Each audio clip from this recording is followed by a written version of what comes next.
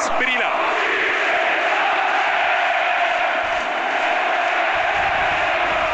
На ЦСКА показа колко точно може да бъде опасен. Мохамед Брахими за Мартин Секолич. Ивелин Попов на чиста позиция. Изстрел на Ивелин Попов. 1-0 за Ботев в четвъртата минута.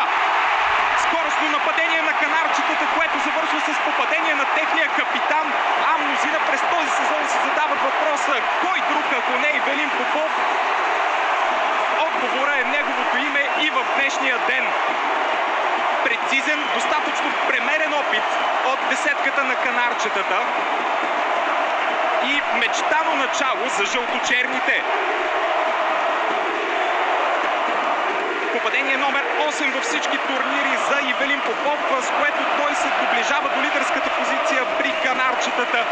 Още веднъж опит насочен в далечния гол от Густаво Босато без абсолютно никакви шансове за бразилския страж да реагира. Тук видяхме прекрасно и работата на Мартин Секолич с гръб към вратата. Именно той продължи действията от Мохамед Брахими към Ивелин Попов. Прекрасно разбирателство от трималто. Няма обаче нарушение срещу Мартин Секолич. ЦСКА може да контратакува топка в притежание на Матиас Фаетон. Той се надиграва с Йонас Там, който е покрил зоната на Минков. Йонас Там е по-бавен. Матиас Фаетон. Изстрел на Тобиас Хайнц и спасяване на Хидает Ханкич. Не носиха опасности корнерите на ЦСКА до този момент. Сега нещо по-различно. Хайнц връща топката за Типов Йон. Той на границата на наказателното поле. Изстрел на Фаетон. Още една намеса на Хидает Ханкич. Това се тясно за Скаршем. Брахими първи до топката. Перера трябваше да е внимателен. Не най-доброто изчистване от испанеца. Скаршем сваля за Тобиас Хайнц. Атрактивно изпълнение от Тобиас Хайнц. Докосване от Хидает Ханкич. И в гредата се отби топката. Пробва да се възползва от този факт. Не можа да оцели топката обаче норвежеца. Доста деликатен момент в края на полувремето за канарчетата, с който обаче те успяха да се справят. След малко повече от 45 минути футбол, Ботев Пловдив се оттегля с минимален аванс след попадението на Ивелин Попов в четвъртата минута. Минимален аванс до финала в турнира за Купата на България. Всичко това обаче преминава през още 45 минути футбол срещу армейците, които в заключителните етапи на първото полувреме демонстрираха на какво са способни. На два пъти разочаровани от гредата, на два пъти разочаровани от Хидает Ханкич. Ивелин Попов с фалсово подаване към Емануел Луме, който е навлязъл в средата на игрището. Николай Минков и Джеймс Ето заместни в разиграването. Добър пас от Джеймс Ето за Ивелин Попов, който центрира под топката, остана Секолич. А след това Ето първоначално не успя да се поведе добре, след това го направи Попов с фалсово изпълнение, което преминава.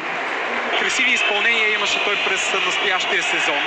Дион тук с подаване към далечния край на наказателното поле. Страхотна възможност за ЦСКА. Чудесно спасяване на Хидает Ханкич, който разочарова топ реализатора на червените Джонатан Линцет. Пространство около себе си. Конте, завършващи изстрел, блокиран от Юрген Матай. Балуянис за Антуан Конте. Размяна на подавания между бранителите. Балуянис стреля. Густаво Босато спасява. Секолич спечелено въздушно единоборство. Позицията на Емануел Луме е чиста, има подкрепата на Окаки. Именно към Окаки е подаването. Изстрел на Окаки, спасяване на Густаво Босато. Чудесна работа за втори път от началото на второто полувреме от страна на Густаво Босато. Санянк Ботев с няколко шанса през второто полувреме и малко по-смел поглед в предни позиции в заключителните етапи на двубоя. Тук Балуянис отне топката от Типов Йон. Армейците се изправят срещу Лудогорец в следващия си шампионатен ангажимент. Емануел Луме в засада и пропусна топката зад гърба си. Мертенс. Изстрел на Мертенс. 2-0 за Ботев. В 82-та минута появилия се като резерва Дилан Мертенс бележи попадение, което е твърде вероятно да прати канарчетата на финал в турнира за Купата на България.